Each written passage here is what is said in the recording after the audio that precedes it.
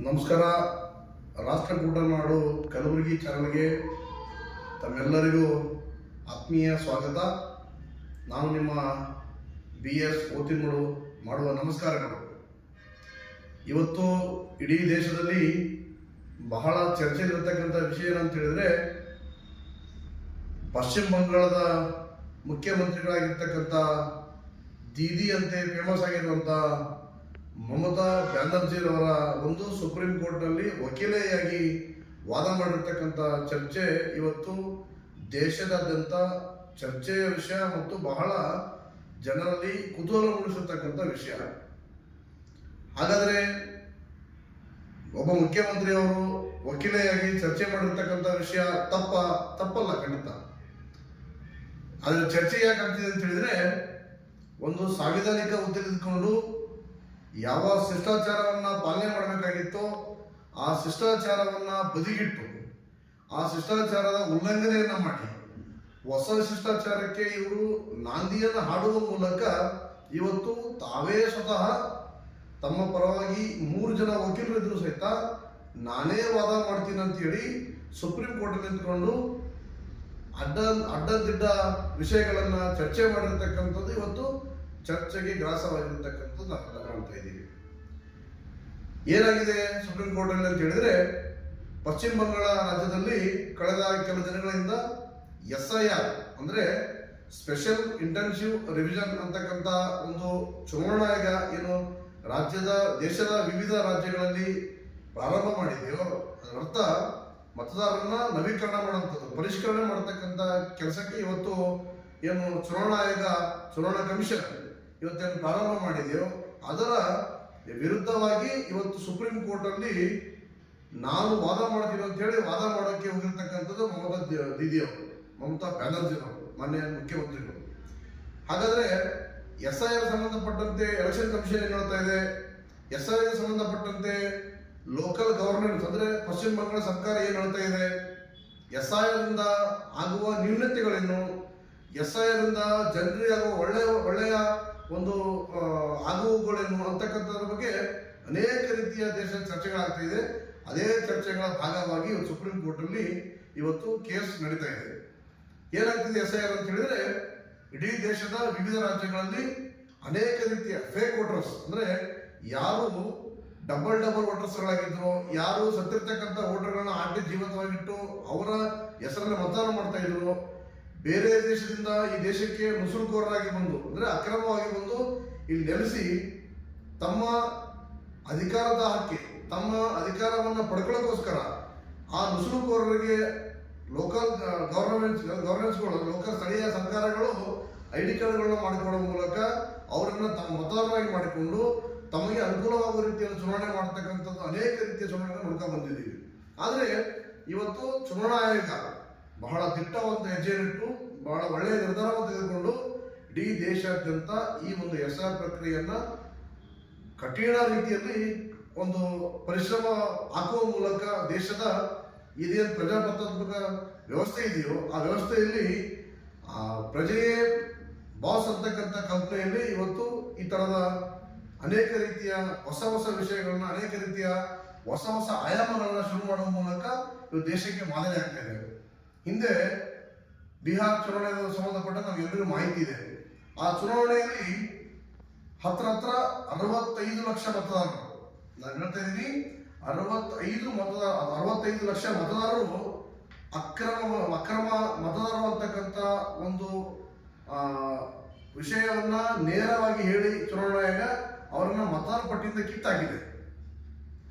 ಆದರೆ ಅನೇಕ ವಿವಿಧ ವಿರೋಧ ಪಕ್ಷದ ಏನು ನಾಯಕರುಗಳು ಅದನ್ನ ವಿರೋಧ ಮಾಡಿದ್ರು. ಕೇವಲ ರಸ್ತೆ ನಿಂತ್ಕೊಂಡು ಭಾಷಣಗಳನ್ನು ಮಾಡಿದ್ರು, ಜನರಿಗೆ ಪ್ರಚೋದನೆ ಮಾಡುವಂತ ಕೆಲಸ ಅಷ್ಟೇ ಮಾಡಿದ ಹೊರತಾಗಿ ಸರ್ಕಾರ ಈ ತರ ನಡ್ಕೊಳ್ತಾ ಇದೆ, ಸರ್ಕಾರ ಮಾಡುವಂಥದ್ದು ಅನ್ಯಾಯ ಆಗಿದೆ ಅನ್ನುವಂಥದ್ದನ್ನ ಕಾನೂನು ರೀತಿಯಲ್ಲಿ ಅವರು ಕ್ರಮ ಕೈಗೊಳ್ಳಿಲ್ಲ, ಕಾನೂನು ರೀತಿಯಲ್ಲಿ ಅದನ್ನು ಎದುರಿಸಲಿಲ್ಲ, ಕೋರ್ಟಿಗೆ ಬಂದು ಅದನ್ನ ಪ್ರಶ್ನೆ ಮಾಡುವಂಥ ರೀತಿಯಲ್ಲಿ ಯಾವುದೇ ಕಾರಣಕ್ಕೂ ಆಗಲಿಲ್ಲ ದೇಶದಲ್ಲಿ. ಆದರೆ ಇವತ್ತು ಪಶ್ಚಿಮ ಬಂಗಾಳದ ಸರ್ಕಾರ, ಅಲ್ಲಿನ ಮುಖ್ಯಮಂತ್ರಿಗಳು ಸುಪ್ರೀಂ ಕೋರ್ಟಿಗೆ ವಾದ ಮಾಡ್ತಾರೆ. ಚುನಾವಣಾ ಆಯೋಗ, ಕೇಂದ್ರದ ಚುನಾವಣಾ ಆಯೋಗ ಪ್ರತಿ ರಾಜ್ಯಗಳಲ್ಲಿ ಸ್ಪೆಷಲಿ ನಮ್ಮ ಪಶ್ಚಿಮ ಬಂಗಾಳದಲ್ಲಿ ಮೈಕ್ರೋ ಅಬ್ಸರ್ವರ್ಗಳನ್ನು ಇಟ್ಟು ನಮ್ಮನ್ನ ಅಧಿಕಾರದಿಂದ ದೂಡುವಂತ ಪ್ರಯತ್ನವನ್ನು ಮಾಡ್ತಾ ಇದ್ದಾರೆ ಅನ್ನುವಂತ ವಿಷಯವನ್ನ ಸುಪ್ರೀಂ ಕೋರ್ಟಿಗೆ ಹೇಳ್ತಾರೆ. ಎಲ್ಲಾ ವಿಷಯಗಳನ್ನ ಆಲಿಸಿದಂತ ಸುಪ್ರೀಂ ಕೋರ್ಟ್ ಚುನಾವಣಾ ಆಯೋಗಕ್ಕೆ ನೋಟಿಸ್ ಅನ್ನು ಕೊಡ್ತಾರೆ.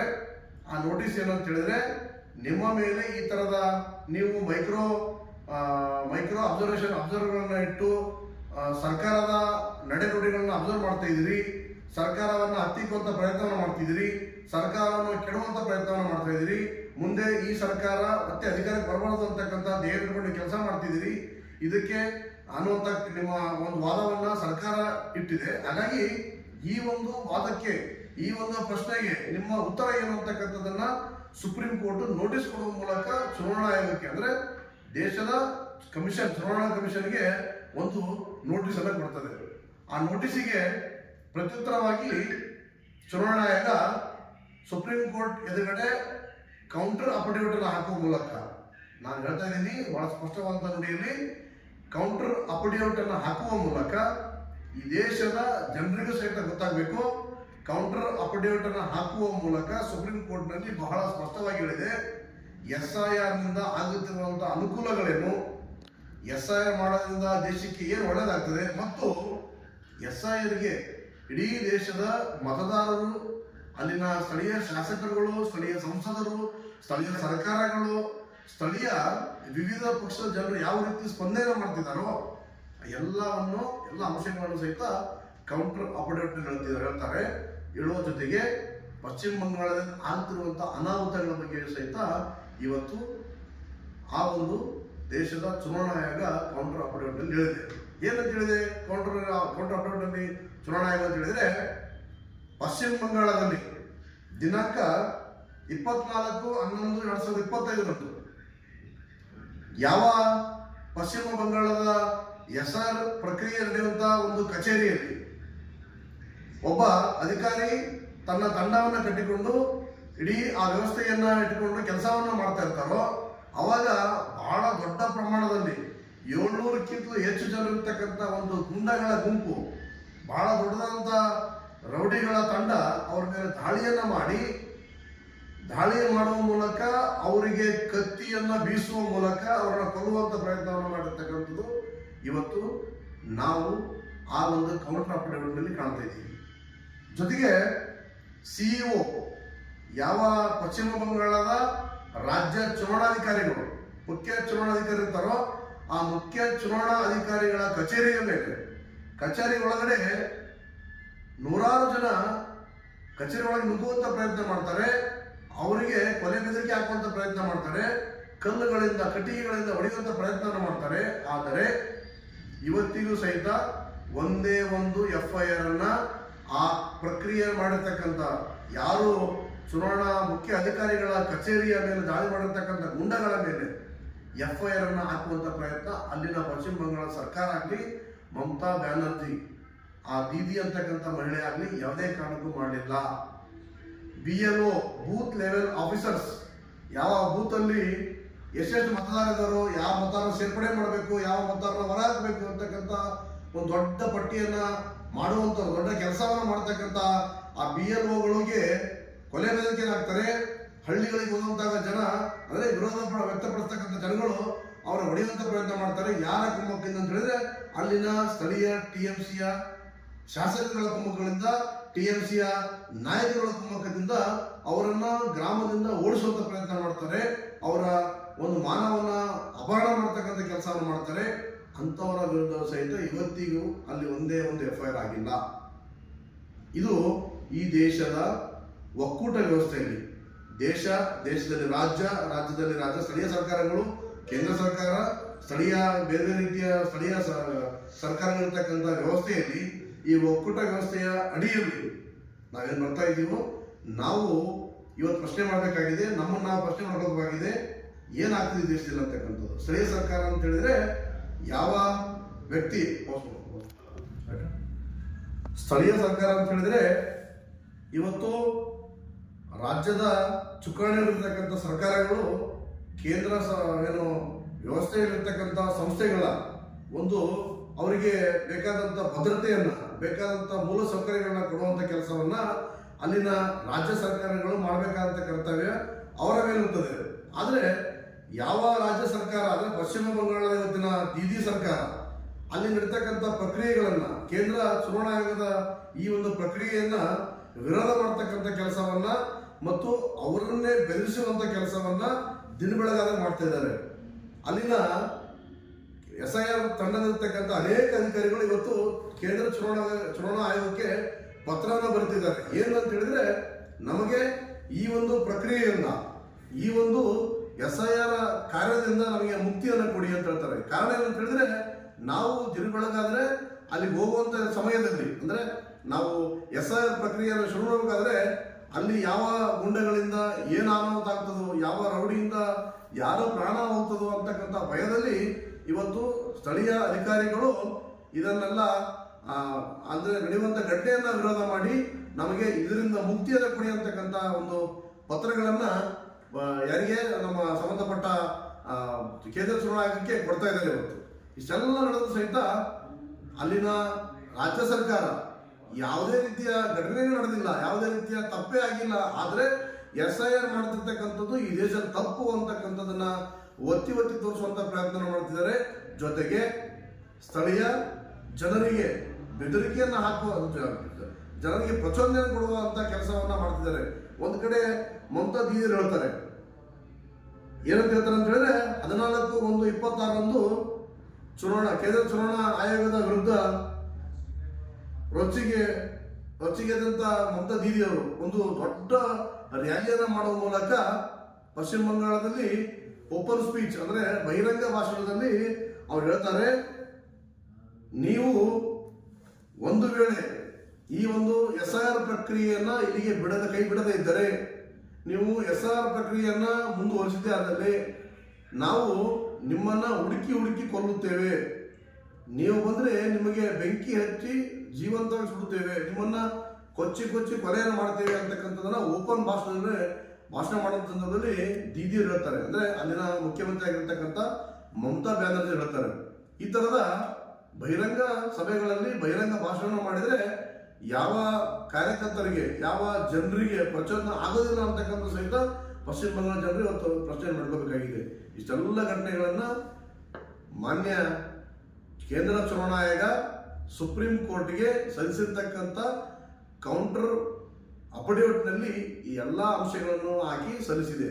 ಅವಾಗ ಈ ಒಂದು ದೇಶದ ಹೆಮ್ಮೆಯ ಸುಪ್ರೀಂ ಕೋರ್ಟ್ ಇದೆಲ್ಲದಕ್ಕೂ ತಡೆಯನ್ನು ಹಾಕುವ ಮೂಲಕ ಅಲ್ಲಿನ SIR ಪ್ರಕ್ರಿಯೆಗೆ ಪೂರ್ಣ ಪ್ರಮಾಣದಲ್ಲಿ ಫ್ರೀಯನ್ನ ನೀಡುವ ಮೂಲಕ, ಅಂದ್ರೆ ನಿಮಗೆ ನೀವು ಮಾಡುವಂತ ಕೆಲಸ ನೀವು ಸಲೀಸಾಗಿ ಮಾಡಿ ಅಂತಕ್ಕಂಥ ಒಂದು ವಾಗ್ದಾನವನ್ನು ನೀಡುವ ಮೂಲಕ ಇವತ್ತು ಚುನಾವಣಾ ಆಯೋಗಕ್ಕೆ ತಾವು ಮಾಡ್ತಕ್ಕಂಥ ಕೆಲಸ ಸರಿಯಾಗಿದೆ, ನೀವು ಮಾಡಿ ಅಂತಕ್ಕಂಥದ್ದನ್ನ ಇವತ್ತು ಸುಪ್ರೀಂ ಕೋರ್ಟ್ ಹೇಳುವ ಮೂಲಕ, ಯಾರು ಈ ದೇಶದ ಸಂವಿಧಾನ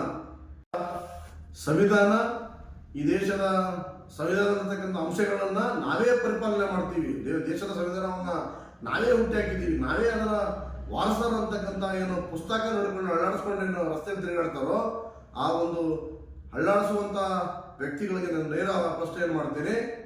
ಈ ದೇಶದಲ್ಲಿ SIR ನಡೀತಿರ್ತಕ್ಕಂಥದ್ದು ಸಹಿತ ಸಂವಿಧಾನದ ಅಡಿಯಲ್ಲೇ ಬರುವಂತಹ ಅಂಶ ಅಂತಕ್ಕಂಥದ್ದನ್ನು ಸಹಿತ ನೀವೆಲ್ಲರೂ ಅರಿತುಕೊಳ್ಳೇಬೇಕು ಅಂತಕ್ಕಂಥ ಮಾತನ್ನ ಈ ಸಂದರ್ಭದಲ್ಲಿ ಹೇಳ್ತೇನೆ. ಜೊತೆಗೆ ಈ ದೇಶದ ಕೇಂದ್ರ ಗೃಹ ಮಂತ್ರಿಯಾಗಿರ್ತಕ್ಕಂಥ ಅಮಿತ್ ಶಾ ಅವರು ಯಾವ ಪಶ್ಚಿಮ ಬಂಗಾಳಕ್ಕೆ ಪ್ರವಾಸ ಮಾಡುವ ಸಂದರ್ಭದಲ್ಲಿ ಹೋಟೆಲ್ನಿಂದ ಹೊರಗಡೆ ಬರಕ್ ನಿಮ್ಮನ್ನ ಬಿಟ್ಟಿದ್ದೇ ದೊಡ್ಡ ವಿಷಯ ಆಗ್ತಕ್ಕಂಥ ಈ ರಾಜ್ಯದ ಮಮತಾ ಬ್ಯಾನರ್ಜಿ ಅವರು, ಪಶ್ಚಿಮ ಬಂಗಾಳದ ಮುಖ್ಯಮಂತ್ರಿ ಆಗಿರ್ತಕ್ಕಂಥ ಮಮತಾ ಬ್ಯಾನರ್ಜಿ ಅವರು ಹೇಳ್ತಾರೆ ಅಂತ ಹೇಳಿದ್ರೆ, ಅದು ಸಹಿತ ಈ ದೇಶದಲ್ಲಿ ನಡೀತಿರ್ತಕ್ಕಂಥ ಸಂವಿಧಾನದ ಅಡಿಯಲ್ಲಿ ಅವ್ರಿಗೆ ಮಾತನಾಡಲಿಕ್ಕೆ ಅವಕಾಶ ಕೊಟ್ಟಿರ್ತಕ್ಕಂಥ ಸಹಿತ ಅಭಿವ್ಯಕ್ತಿ ಸ್ವಾತಂತ್ರ್ಯ ಅಡಿಯಲ್ಲಿ ಬರುವಂತ ಒಂದು ದೇಶದ ಸಂವಿಧಾನದ ಪರಂಪರೆ ಅಂತ ಹೇಳಿದ್ರೆ ತಪ್ಪಾಗಲಿಕ್ಕಿಲ್ಲ. ಎಲ್ಲಾ ಅಂಶಗಳು ಇವತ್ತು ದೇಶದಲ್ಲಿ ಚರ್ಚೆ ನಡೀತಾ ಇದೆ. SIR ನಿಜವಾದ SIR ಅಪ್ಲೈ ಆಗಿದ್ದೆ ಅದರಲ್ಲಿ ಪಶ್ಚಿಮ ಬಂಗಾಳದಲ್ಲಿ ಈಗಾಗಲೇ 54 ಲಕ್ಷ ಮತದಾರರು ಇವರು ಅನುಮಾನಾಸ್ಪದ ಮತದಾರರು ಅಂತಕ್ಕಂಥದ್ದನ್ನ ಇವತ್ತು ನೇರವಾಗಿ 100ಕ್ಕೆ 99.9% ಅನ್ನ ಚುನಾವಣಾ ಆಯೋಗ ನೇರವಾಗಿ ಹೇಳಿದೆ. ಅದ್ರ ಜೊತೆಗೆ 1,50,50,00,000 ಮತದಾರರು ಸಹಿತ ಇವರ ಮೇಲೂ ಸಹಿತ ಅನುಮಾನ ಇದೆ ಅಂತಕ್ಕಂಥದ್ದನ್ನು ಸಹಿತ ಅಫಿಡೇವಿಟ್ನಲ್ಲಿ ನೇರವಾಗಿ ಹೇಳ್ತಾ ಇದೆ. ಜೊತೆಗೆ ಆ 1,50,00,000 ಕೋಟಿ ಮತದಾರರಿಗೆ ಚುನಾವಣಾ ಆಯೋಗ, ಕೇಂದ್ರ ಚುನಾವಣಾ ಆಯೋಗ ನೇರವಾದ ನೋಟಿಸ್ ಅನ್ನ ಕೊಟ್ಟಿದೆ. ನೀವು ನಿಜವಾಗ್ಲೂ ಮತದಾರ ಆಗಿದ್ರೆ ನಿಮ್ಮ ಸ್ಥಳೀಯ ಐಡೆಂಟಿಫಿಕೇಶನ್ ಅನ್ನ ಸ್ಥಳೀಯವಾಗಿನ ನಿಧಿ ಅಂತಕ್ಕಂಥದ್ದನ್ನ ತಂದು ಆಯೋಗಕ್ಕೆ ಸಲ್ಲಿಸುವ ಮೂಲಕ ನೀವು ಮುಂದಿನ ದಿನಗಳಲ್ಲಿ ಮತದಾರ ಪಟ್ಟಿಯಲ್ಲಿ ಬರಬೇಕು ಅಂತಕ್ಕಂಥ ನೋಟಿಸ್ ಅನ್ನು ಕೊಟ್ಟಿದ್ದಾರೆ. ಆದರೆ ಇಲ್ಲಿ ತನಕ ಯಾವುದೇ ಒಬ್ಬ ಆ 1,50,00,000 ಕೋಟಿ ಮತದಾರರಲ್ಲಿ ಒಬ್ಬರು ಸಹಿತ ಬಂದು ನಾನು ವೋಟರ್ ಇದ್ದೀನಿ ಅಂತೇಳಿ ಒಂದೇ ಒಂದು ಸ್ಥಳೀಯ ದಾಖಲಾತಿಗಳನ್ನ ನೀಡುವಂತ ಪ್ರಯತ್ನವನ್ನು ಮಾಡಿಲ್ಲ.